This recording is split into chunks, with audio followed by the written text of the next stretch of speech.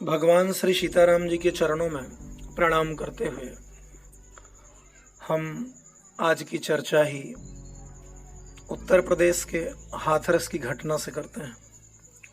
तमाम सारे लोगों को हमने टीवी चैनलों पर, अखबार के माध्यम से इस घटना पर चर्चा करते हुए देखा। अक्सर ये घटनाएं हमारे देश प्रदेश में घटती रहती हैं। किसी भी महिला के साथ, किसी छात्रा के साथ आए दिन ये घटनाएं घटती हैं। लोग कैंडल मार्च निकालते हैं, सरकारें उस पीड़ित परिवार को कुछ धन मुहैया करा देती हैं, कुछ दिन सड़कों पर लोग प्रदर्शन करते हैं और भूल जाते हैं। लेकिन क्या यही इतने से इसकी इतिश्री कर ली जाएगी? यही हमें शांत हो जाने से क्या इस तरह की घटनाएं थम जाएंगी? और क्या समाज का कर्तव्य यह नहीं है कि देखा जाए आखिर इन घटनाओं के मूल में क्या है? इतने प्रयासों के बाद, सरकार की इतनी कोशिशों के बाद इस तरह की घटनाएं बराबर समाज में घट रही हैं। आखिर इस समस्या से किसको नहीं गुजरना होगा? घर की बेटियों को शिक्षा ग्रहण करने के उद्देश्य से, या समाज में उन्हें भी तो जीना है। कैसे वो बाहर जाएंगी? उनकी सुरक्षा का उत्तरदायित्व तो कौन लेगा? ये दरिंदगी जो समाज में इस समय व्याप्त है, इससे निजात कैसे पाया जाए? कुछ दिन के बाद ये घटना भी भूल जाएगा। आज हाथरस की एक निर्भया के साथ जो घटा, जिसने पूरे देश को शर्मसार किया, ये राम और कृष्ण की धरती है। जिस संस्कृति में कहा जाता है, जिस संस्कार में समाया हुआ है, यत्र नार्यस्य पूज्यन्ते रमन्ते तत्र देवता, स्त्रियों की जहां पूजा होती है, देवता वहां निवास करते हैं। जिस देश में कन्याओं के नाम के आगे देवी लगाया जाता है, उस देश में भ्रूण हत्या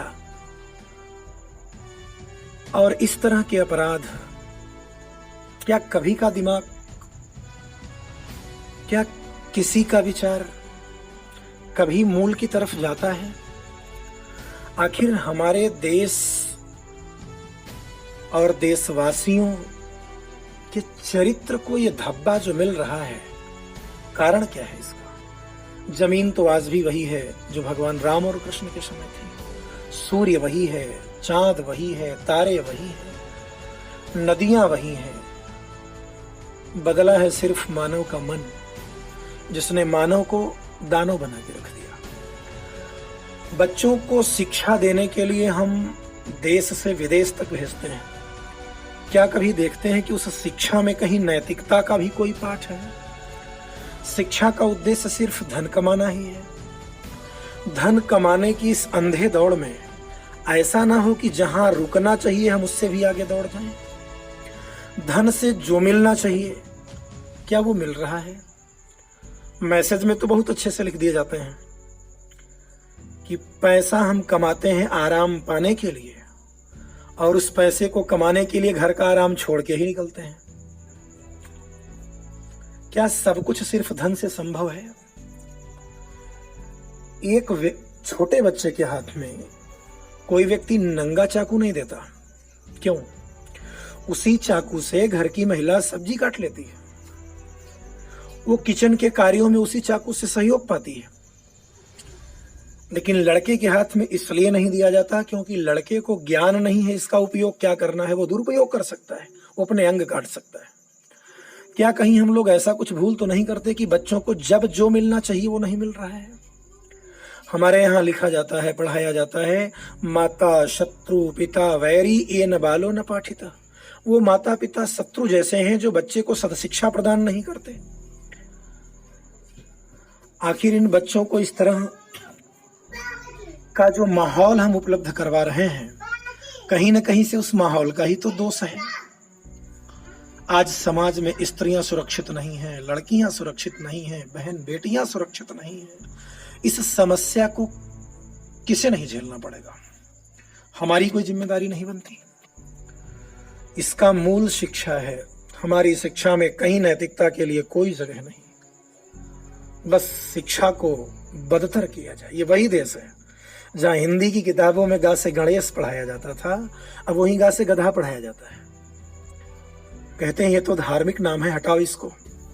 धार्मिक बनने से घड़ा है, राक्षसी प्रवृत्ति चाहिए। जरा सोचिए, मैं बार बार कहना चाहूंगा, अगर आज से देश के युवाओं का चरित्र बनाना है तो रामचरित्र ही उन्हें सुनाना पड़ेगा।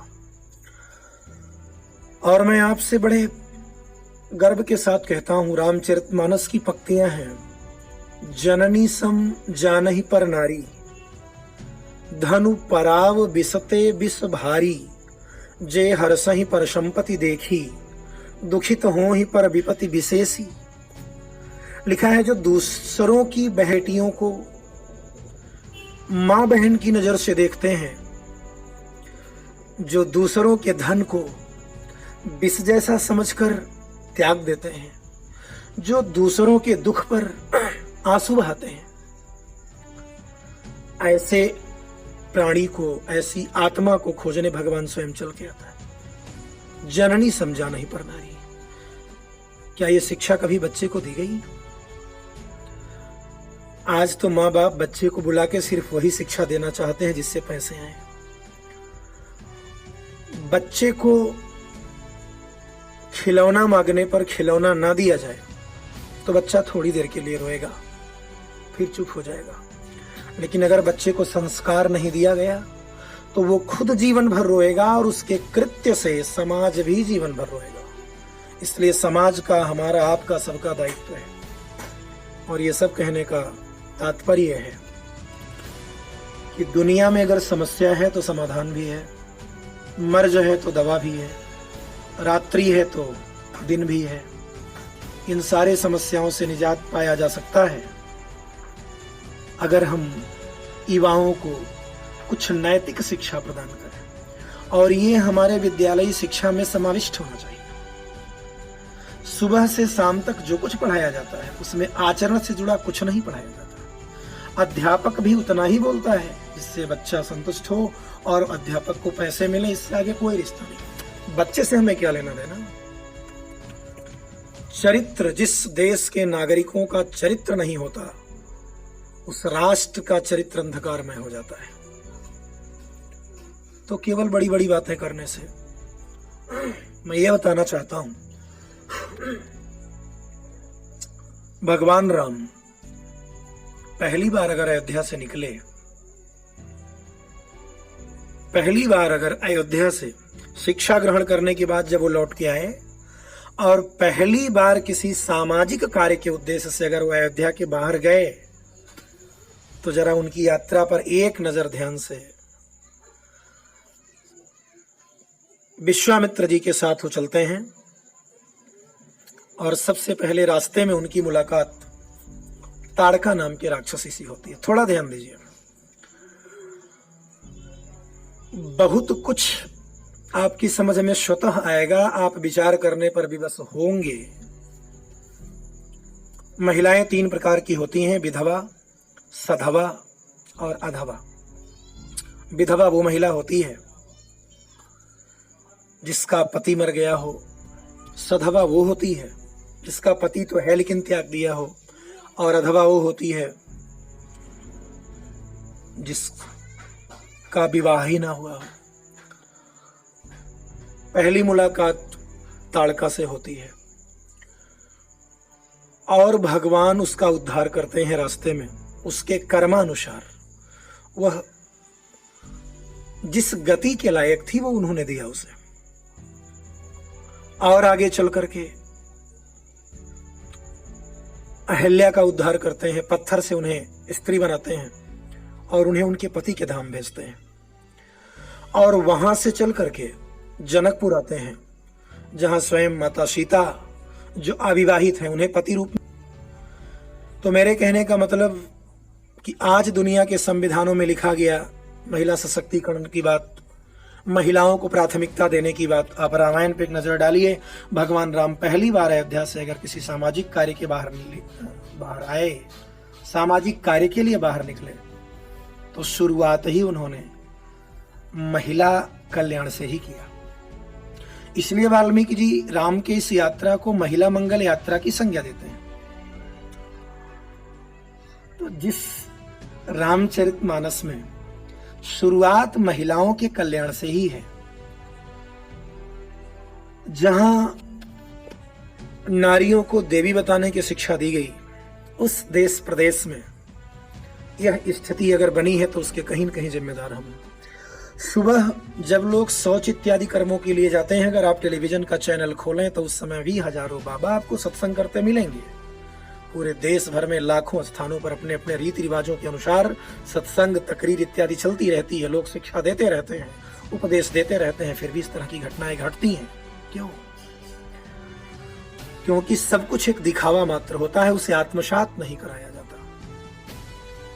बच्चों को कुछ ऐसी शिक्षा देनी चाहिए, उन्हें राम का चरित्र, हम पढ़ते तो हैं इतिहास में, जीजाबाई शिवाजी को रामायण और महाभारत की कहानियां सुनाती थी।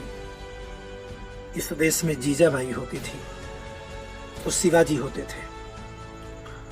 आज कितनी माताएं ऐसी हैं जो बच्चों को रामायण और महाभारत की कहानियां सुनाती हैं, कथाएं सुनाती हैं। तो जब माताएं जीजाबाई होंगी, जब माताएं सीता, मदालसा, गार्गी, गौतमी, अहिल्या बनेंगी, तो संतान भी भारत में ध्रुव, प्रहलाद जैसे आएंगे।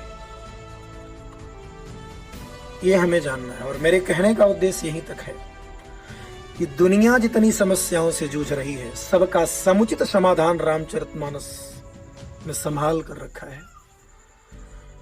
और आज तो मैं केवल यहीं तक ध्यान खींचना चाहता हूं, लेकिन अब अगली बार से आपको हर समस्या का समाधान मैं रामचरितमानस से ही दूंगा। और ईश्वर ने अगर चाहा तो आपको लगेगा भी, और उस समाधान का पालन करके आपको सच्चे सुख की प्राप्ति होगी, कोई रोक नहीं सकता। मैं जो कुछ बताऊंगा शास्त्र सम्मत होगा, पौराणिक होगा, वैदिक होगा, महापुरुषों द्वारा मान्यता प्राप्त होगा, और जिस पर चल करके कितनों का कल्याण हुआ, कितनों का हो रहा है, और मानने वालों का होगा, कोई टाल नहीं सकता। उसे आप जहां चाहें खोज सकते हैं। तो आज यहीं तक, और आपसे निवेदन है कि इस तरह की चर्चा परिचर्चा को आप स्वयं सुनें और औरों को प्रेरणा दें। और आने वाले अगले वीडियो में, ऑडियो कह लीजिए, आपको इतने रहस्यों की बातें मिलेंगी, क्योंकि इस तरह की बातें करने के पीछे मेरा एक उद्देश्य था। मैंने तमाम बाबाओं को देखा जो रामचरितमानस की चौपाइयों का गलत व्याख्या, उसका जो अर्थ नहीं होता है, अनर्थ करके रखते हैं। अब पता नहीं वो लॉकडाउन की वजह से ऐसा करते हैं कि खाली हैं तो लाओ कुछ बेस वगैरह बना करके कुछ बोलें, लोग सुनने वाले हैं, सुनबे करेंगे। तो सोचा गया कि अगर ये उस चौपाई की गलत व्याख्या करने में संकोच नहीं करते तो उसकी वास्तविक व्याख्या करने में क्या संकोच है, हम ही शुरू करते हैं। और आने वाले समय में एक एक करके भारत की ज्वलंत समस्याओं और मुद्दाओं का समाधान मैं आपको रामचरितमानस से दूंगा। और कुछ ऐसे रहस्य भी मिलेंगे कि आप जिस क्षेत्र में सफल होना चाहते हैं उसका उपाय भी आपको मिलेगा, और वो भी शास्त्र सम्मत मिलेगा। आप प्रत्यक्ष अनुभव करेंगे। ऐसी ऐसी चौपाइयां हिंदी में इतनी सरल व्यवस्थित करके दी गई हैं, जो वक्ता लोग छुपा लेते हैं, उसे रहस्य बना लेते हैं। जबकि रामायण को संस्कृत से हिंदी में लिखवाया ही इसलिए गया कि सर्वसाधारण की समझ में आए और उसे अपने जीवन में अपना करके लोग राम हो सके। किसी स्टेज या मंच पर खड़ा होकर के ये गाना बड़ा आसान है, चंदन है इस देश की माटी, तपोभूमि हर ग्राम है, हर बाला देवी की प्रतिमा, बच्चा बच्चा राम है। लेकिन घटनाएं जब इस तरह की इस देश, इस प्रदेश से उठती हैं तो दुनिया क्या सोचती होगी। वो भारत जो कभी विश्व गुरु था, वो भारत जहां का एक लड़का नरेंद्र, जो बाद में विवेकानंद के नाम से प्रसिद्ध हुआ, पूरी दुनिया में भारत का परचम फहरा के आया, आज उसी देश की घटनाएं लोगों को बहुत कुछ सोचने पर मजबूर करती होंगी। तो आइए हम आप संकल्प लें कि हम फिर से भारत को, भारत का पुराना गौरव दिलाएंगे। आज एक छोटी सी अनूठी पहल है इसकी, ईश्वर ने चाहा अब ये सिलसिला इसी माध्यम से हम जारी रखेंगे, और आपको बहुत कुछ मिलेगा, और एक अलग मिलेगा जो शायद ही किसी वक्ता से आपको मिल रहा हो। इन्होंने जो कुछ छिपाया, मैं वो सब भगवान राम की कृपा से ही स्पष्ट खोलने का पूरा प्रयास करूंगा और आपको लगेगा कि इससे ज्यादा सुख कहीं नहीं है। अनुभूति आपको श्रवण करने से ही हो जाएगी और बाद में आचरण में ढालने के बाद कौन रोक सकता है आपको आगे जाने से। आप स्वयं आदरणीय हो जाएंगे। चलिए आज यहीं पुनः श्री सीताराम जी के चरणों में प्रणाम करते हुए